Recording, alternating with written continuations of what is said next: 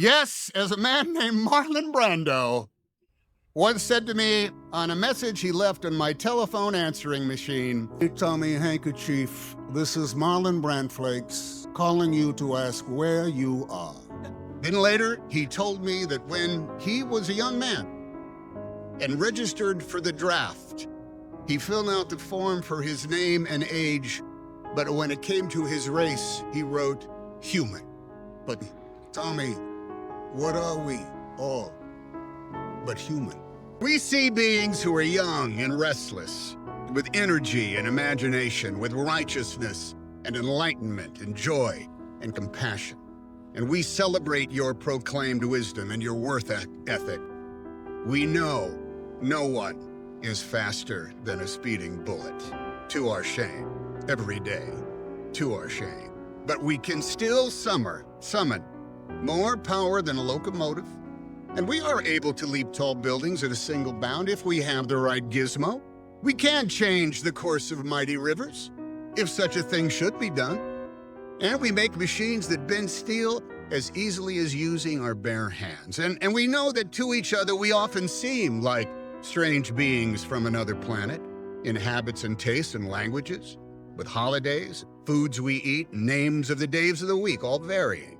We all have special powers and abilities far beyond the reach of other mortals. Some of us can repair a screen door with ease. Some of us can take care of a 5-year-old kid and a toddler for 24 hours a day and never stop loving them.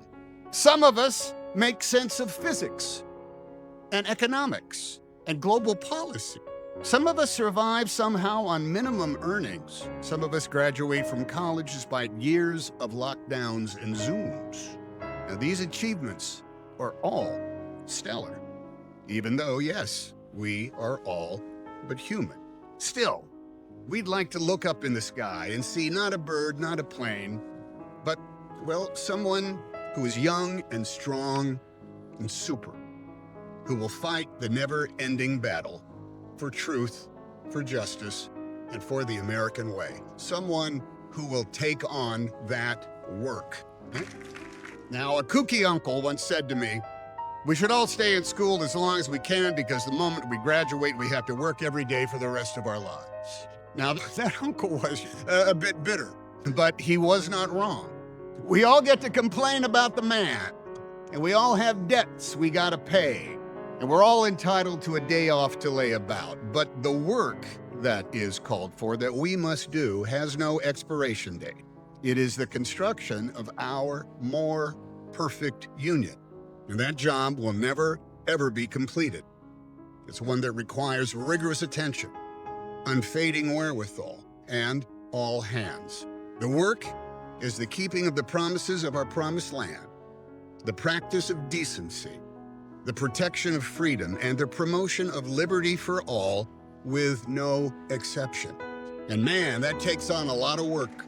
It's work that is done on multiple job sites every single day, and you can call each of them the battle for truth, justice, and the American way. Yes, the American way.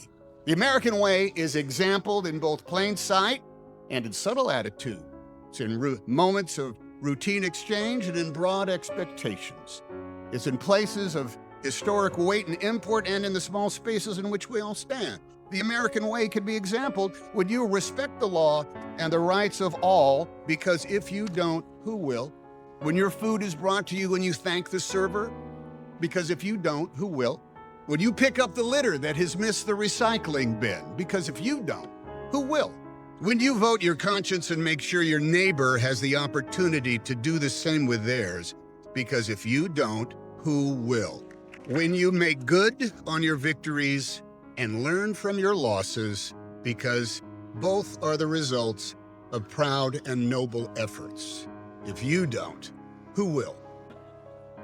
The language of telling the truth. It is in the vision quest for truth that we look to you newly incorporated members of the Justice League of Avengers to come to the rescue. For the truth to some is no longer empirical, it's no longer based on data, nor common sense, nor even common decency. Telling the truth is no longer the benchmark for public service. It's no longer the salve to our fears or the guide to our actions.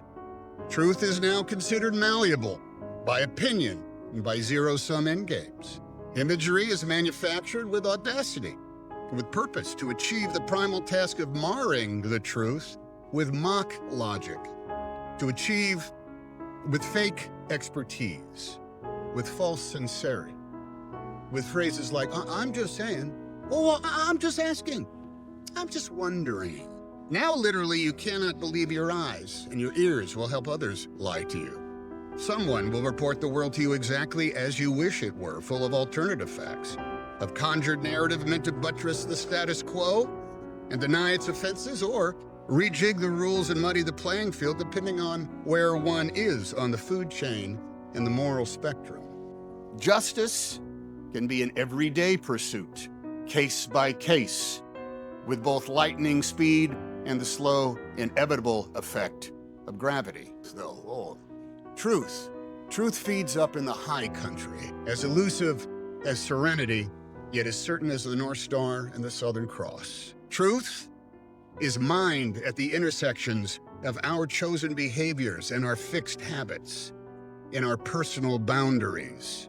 Truth has synonyms such as honesty, honor, transparency, and yet the common practice of so many is to play fast and loose with those very words, to create enemies, to claim victimhood, to raise the mediocre into merit, and to make cloudy a vista that is actually crystal clear. Likewise, truth has opposites. Omission, you don't need to know that. Distraction, that's not the real story, this is. Opinion masquerading as clairvoyance, oh, here's what is going to happen. And influence peddling, a lot of people are saying. Truth, too, has a nemesis, equal to any colored kryptonite. That, like a feral hound, is never too far off the path in the weeds and in the shadows, lying in wait for the lethal opportunity to bring truth down. And that beast is indifference, which will make moot all the permanence found in truth. Indifference will rust away the promise of our promised land. Propaganda and bald-faced lies will erode over time. Idolatry and imagery lose luster and effect. Ignorance and intolerance can be replaced by experience in the wink of an eye, but indifference will narrow the vision of America's people and make dim the light of Lady Liberty's symbolic torch. Indifference makes citizens into indentured servants, held in labor by the despots and tyrants whose default setting is cynicism, who outlaw dissent and ban art and dialogue and books, who grab power any way they can, enabled by the subterfuge of their co-conspirators, rewarding the rationale of the complicit, and surging into the vacuum caused by the indifference of a people who have been made weary by struggle, so weary that they lose hope and are left to yearn to be saved by the fiction of superheroes. Every day, every year, and for every graduating class, there is a choice to be made. It's the same option for all grown-ups who have to decide to be one of three types of Americans: those who embrace liberty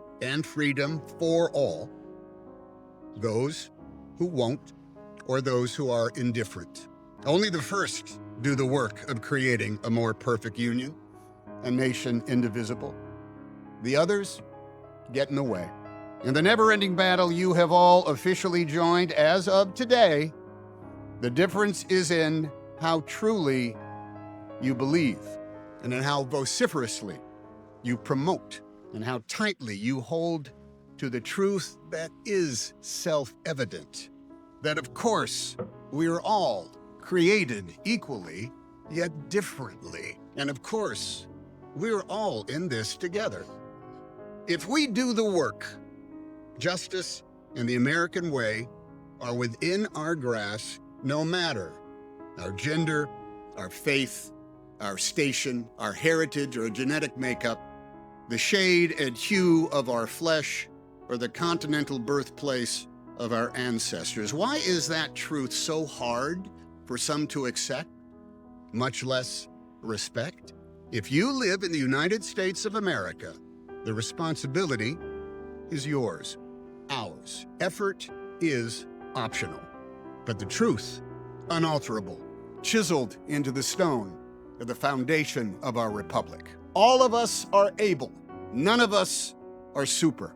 We are the Americans. Liberty and justice is for us all. Because yes, we have specific names, and we have lived every year of our ages. But when it comes to race, we are all uniquely, magnificently, simply human.